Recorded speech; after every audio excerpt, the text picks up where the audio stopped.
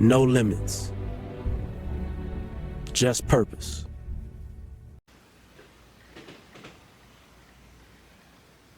This episode is called What It Required of Me. I remember sitting at the kitchen table late one night. The house quiet except I heard a hum of the refrigerator. Staring at a stack of unpaid bills while my kids slept down the hall. I could see my patterns clearly for the first time. I could see how I reacted, how I tightened up, how I controlled. And seeing it didn't fix it. See, awareness didn't change my life. It confronted me. And once I saw it clearly, it required something from me. Episode 4 was about what my origin built in me. The alertness, the control, the survival wiring, the readiness that never fully turned off. But this episode is about what that same wiring demanded from me once I became responsible for lives that were watching me. It required fatherhood. I became a father young, still a teenager, a high school dropout, no real job.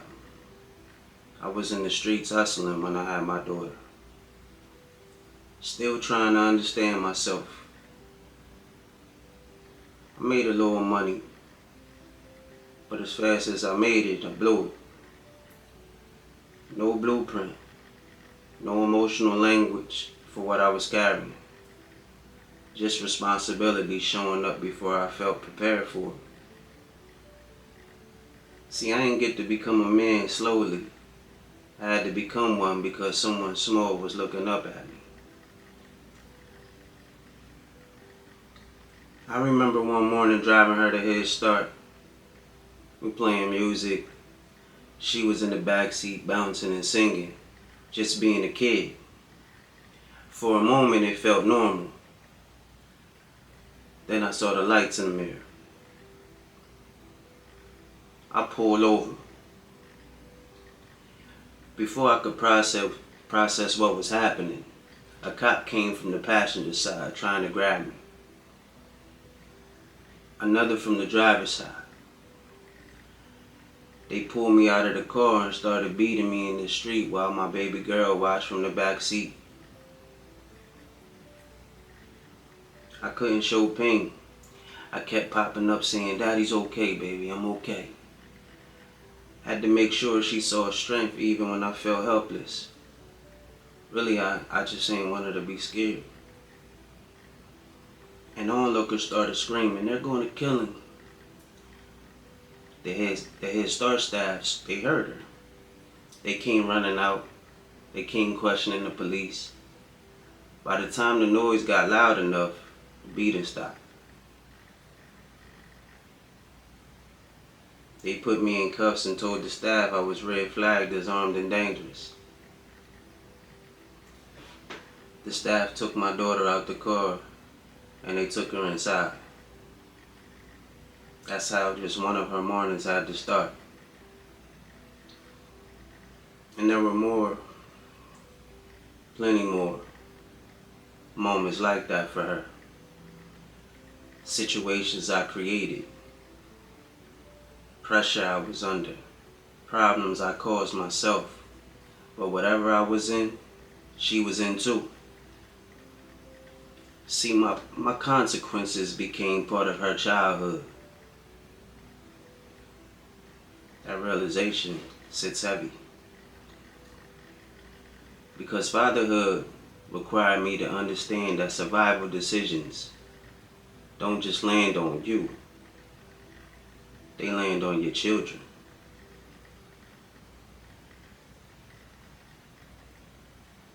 Raising my daughter changed me. I remember one winter night when the heat was barely working. She was asleep on the couch under 2 blankets, and me, I was sitting on the floor beside her counting the last few dollars in my wallet, trying to decide between gas for work or groceries for the week. I remember looking at her face while she slept and realizing there was no backup plan.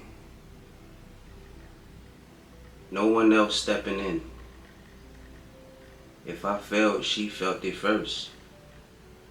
That was the night it stopped being about surviving for me. It started being about building something for her. It wasn't poetic. It wasn't inspirational. It was pressure. It was long nights and early mornings. It was counting dollars at the kitchen table. It was choosing which bill could wait and which one couldn't. It was learning how to braid hair, how to cook, how to show up for school events, how to hold a sick child at 3 in the morning while still knowing I had to get up and go to work in a few hours. And at times, losing a job because she was too sick for me to take her to daycare or school. It was just me and her. No relief shift. No tap out. Every decision landed on me. Every mistake was mine to own. Every consequence was mine to fix. There were wins. I stayed. I didn't disappear. I made sure she felt love even when I felt overwhelmed. I protected her. I carried her. I sacrificed quietly. I chose her even when my life felt unstable.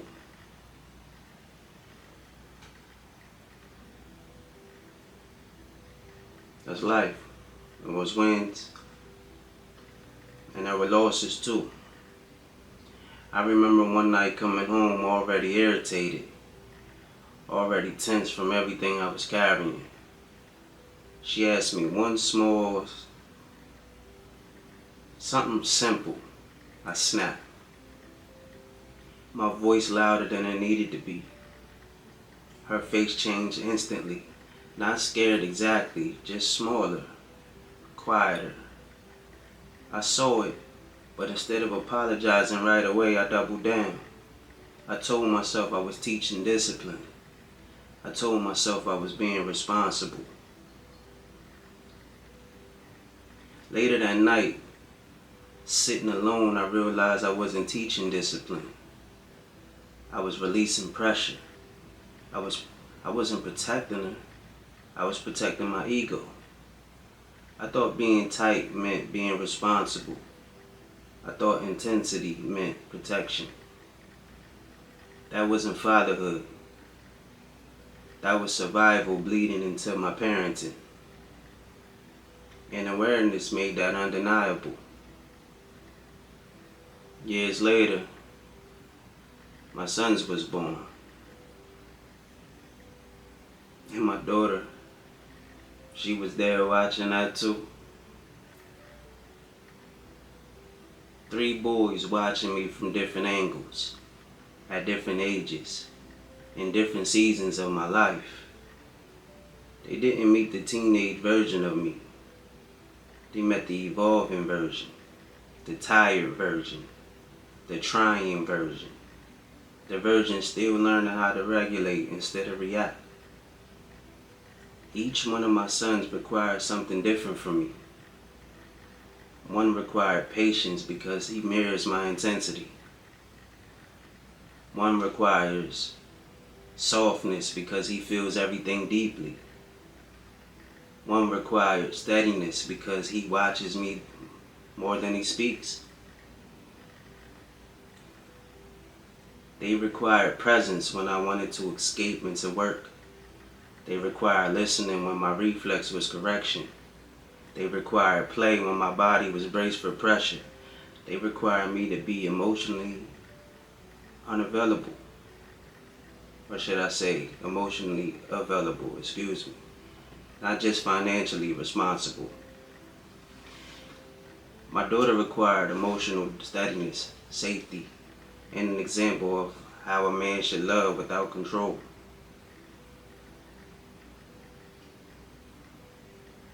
And then there was 2016, the year my daughter died.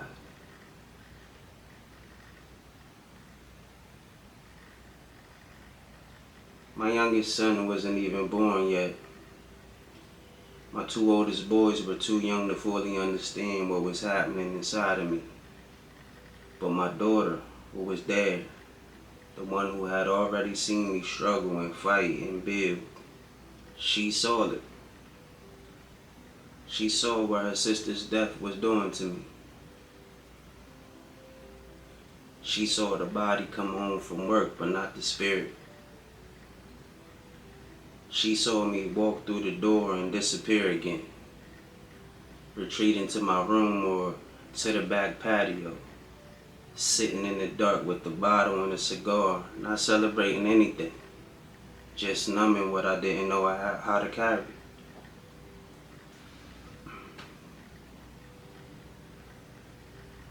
And the hardest part is that for most of her life up to that point, it had just been me and her. She had her stepmom and her siblings, but our bond was built in isolation.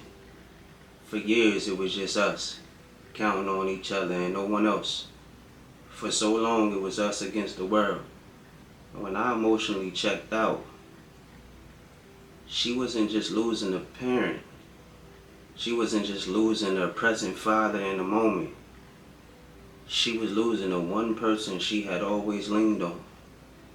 Without her dad fully there, she felt alone.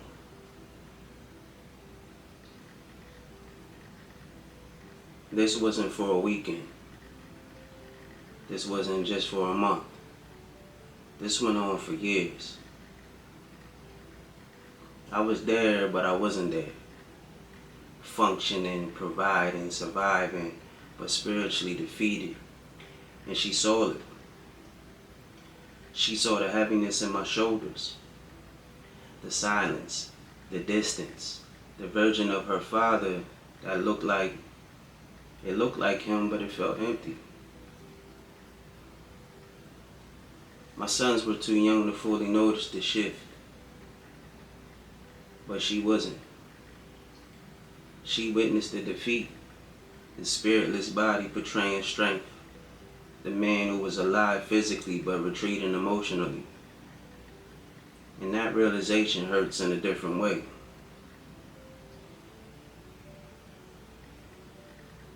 Because fatherhood required me not just to survive grief, but to survive it without abandoning the children who were still there. What my origin built in me helped me survive pressure. But fatherhood required me more. It required more than survival. It required me to confront the ways I was coping, to understand that disappearing into alcohol and isolation might quiet pain temporarily, but it created distance permanently. It required me to choose presence over escape, even when presence felt unbearable. It required apology. It required vulnerability. It required me to look at my sons and understand they were learning how to be men by watching how I handle stress, how I speak to them, how I treat their mother, how I carry grief. And it required me to look at my daughter and understand she was learning what kind of man to trust by watching the same things. It required me to look at my daughter who witnessed my lowest seasons and realize that strength isn't pretending you're fine. It's rebuilding in front of the people who saw you break. There were moments I chose efficiency over connection. Moments I replay. Moments I wish I could slow down and redo. Awareness didn't erase those moments. It made me accountable for the next one. What it required of me wasn't perfection. It required evolution. It required me to unlearn the belief that control equals safety, to understand that consistency builds security more than intensity ever could,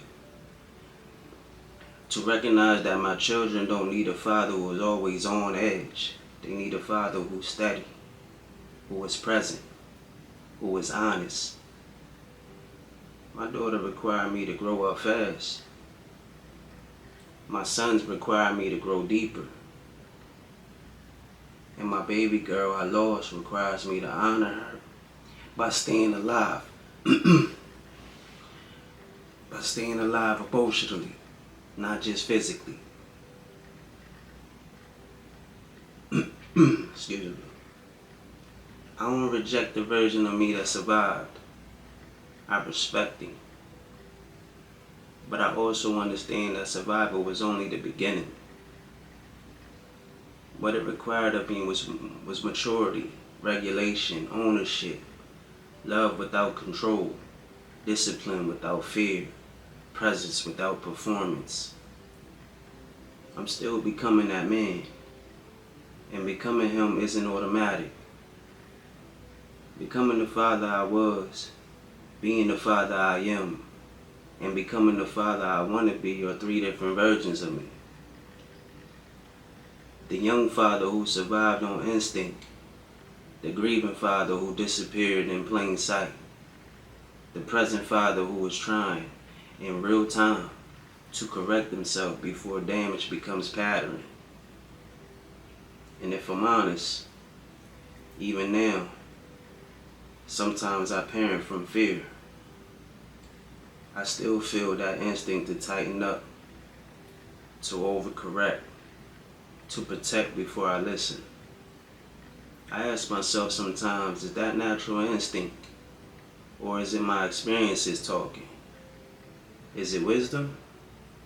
Or is it the old pain pretending to be protection? I don't always have a clean answer.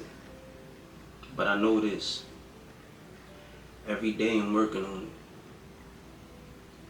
I'm working on pausing before reacting. Working on separating protection from control. Working on making sure my sons feel guided, not guarded. Working on making sure fear doesn't shape their childhood the way it shaped parts of mine. And with my daughter, who is a young adult now, the work looks different. It looks like loosening my grip. I held on too tight when she was younger. Tight out of love, tight out of fear. Tight because I felt like if I controlled everything, nothing could hurt her. But now I have to ask myself if that grip left marks I can't see. If protecting her so fiercely sometimes felt like pressure instead of safety. Giving her space now requires trust. Trust in what I've taught her. Trust in who she's becoming. Trust that I don't have to hover to love her.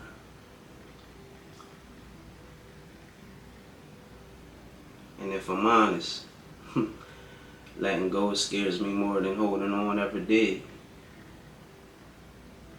But this is the part of what it requires of me too. Not just to protect my children, but to release them. To let my daughter grow without my fear shaping her adulthood the way my experiences shaped my fatherhood. That's another layer of becoming better. Not gripping tighter. Learning when to open my hands. Because instinct kept me alive. But awareness is teaching me how to parent without fear leading the room. That takes soul searching. Not the kind you post about, the kind you sit with alone. The kind that forces you to admit where you were wrong without defending it. The kind that makes you look at your children and realize they don't just inherit your name. They inherit your mindset, your tone, your habits, your emotional temperature. It required accountability, complete accountability. Not blaming grief, not blaming you, not blaming pressure, not blaming the past. I'm looking in the mirror and saying, this part is mine. This reaction is mine. This silence is mine. And if it's mine, I can change it. It required changing in real time. Catching myself mid-sentence, mid-reaction, mid-shutdown. Choosing differently, even when the old wiring feels more natural. Apologizing without explanation. Slowing down when everything in me wants to speed up. Letting my daughter and my son see growth instead of pretending I already arrived. It required a shift in my mindset. From control to trust. From intensity to steadiness. From surviving to building. And deepening mindset, it required a shift in my heart. Because you can't adjust behavior and still be cold. You can say the right words and still be distant. Real change meant softening, meant staying open after loss, meant loving without guarding every part of myself. When I really strip it down, what it required of me was simple and hard at the same time. It required me to become a better man. Not louder, not tougher, not more respected, better. Better in how I speak, better in how I listen, better in how I handle pressure, better in how I carry grief, better in how I love my kids, better in how I love.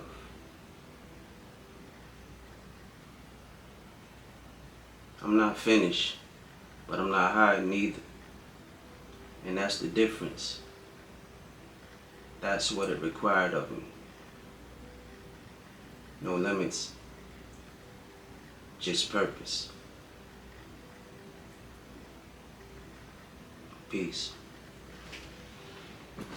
Black people and brown people are the only group of people, and poor whites, who didn't use free enterprise and capitalism to set themselves free.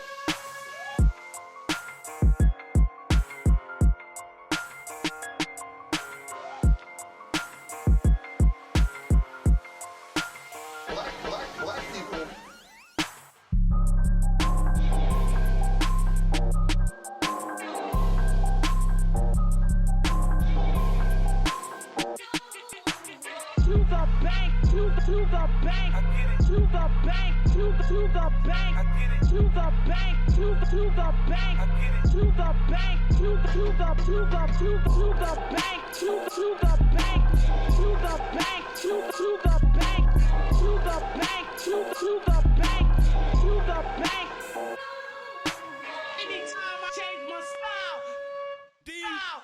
drum.